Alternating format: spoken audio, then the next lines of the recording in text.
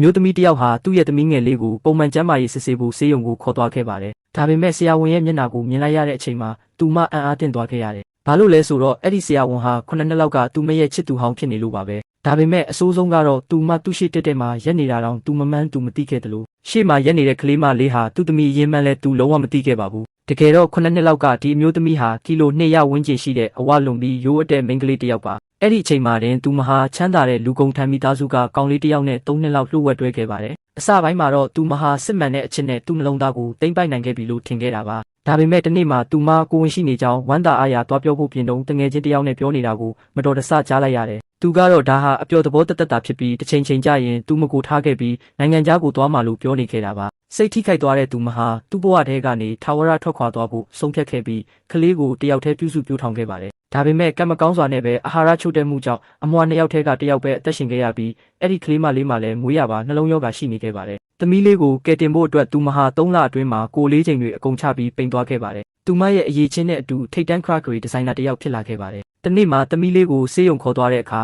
နိုင်ငံခြားကနေပြန်ရောက်လာတဲ့ချစ်သူဟောင်းနဲ့ပြန်တွေ့လိမ့်မယ်လို့သူမလုံးဝမထင်ထားခဲ့ပါဘူး။ကံကောင်းစွာနဲ့သူမဟာနာမည်ရောပုံမှန်တွင်ပြင်ပါလုံးဝပြောင်းလဲထားတာကြောင့်သူ့ရှိမှရက်နေပေမဲ့သူမမှတ်မိခဲ့တာပါ။ဒါပေမဲ့ဒီနှစ်တွေတစ်လျှောက်လုံးသူမကိုသူအမြဲရှာဖွေနေခဲ့မှန်းသူမသိခဲ့ပါဘူး။အစကတော့သူတို့ဆက်ဆံရေးကသူ့အတွက်အပြောတစ်ခုဖြစ်နိုင်ပေမဲ့မိန်းကလေးရဲ့စိတ်သဘောထားဖြူစင်မှုကသူ့ကိုတကယ်ကိုချစ်မိသွားစေခဲ့တာပါ။ဒါကြောင့်နိုင်ငံခြားကပြန်ရောက်ချင်းသူလုပ်ခဲ့တဲ့အရာကတော့သူမရဲ့အရေးရောင်လေးများရမလားဆိုပြီးကြောင်းအောင်ပြန်ဆောင်ပွဲကိုတွားခဲ့တာပါ။လူတွေရဲ့အတင်းစကားတွေကိုကြားရတော့သူဒေါသထွက်ပြီးအဲ့ဒီနေရာကနေထွက်လာခဲ့တယ်။အပြင်ကိုရောက်ချင်းပဲချစ်သူဟောင်းနဲ့တိုက်ဆိုင်စွာပဲထပ်ပြီးမျက်နှာချင်းဆိုင်တွေ့လိုက်ပြန်ပါတယ်။အဲ့ဒီအချိန်မှာပဲဆရာဝန်ကိုစိတ်ဝင်စားနေတဲ့သူမရဲ့တထေးမဖြစ်သူကအဲ့ဒီမြင်ကွင်းကိုမြင်သွားခဲ့ပါတယ်။သူမဟာအမျိုးသမီးစီကိုချက်ချင်းရောက်လာပြီးဘာလုပ်နေတာလဲလို့အော်ဟစ်မေးမြန်းခဲ့တယ်။အမျိုးသမီးကဖိုင်လာပို့တာလို့ငြင်းချမ်းစွာရှင်းပြပေးမဲ့တထေးမကတော့အလုပ်ထုတ်ပြစ်မယ်လို့ချိန်ချောက်ခဲ့ပါတယ်။အဲ့ဒီစိတ်ဖိစီးမှုတွေကြားထဲမှာပဲအမျိုးသမီးဟာခြေထောက်ကိုရုတ်တရက်ခောက်မိသွားခဲ့တယ်။ဆရာဝန်မြင်သွားတဲ့အခါသူမကိုအိမ်ပြန်လိုက်ဖို့ကမ်းလှမ်းခဲ့ပါတယ်။အစကသူမငင်းပေမဲ့အမျိုးသားကသူမကိုမေးမြန်းခြင်းမရှိပဲချီပိုးပြီးကားပေါ်တင်သွားခဲ့တယ်။ဒါကိုမြင်တော့တထေးမကမနာလိုစိတ်နဲ့ဒေါသထွက်သွားပြီး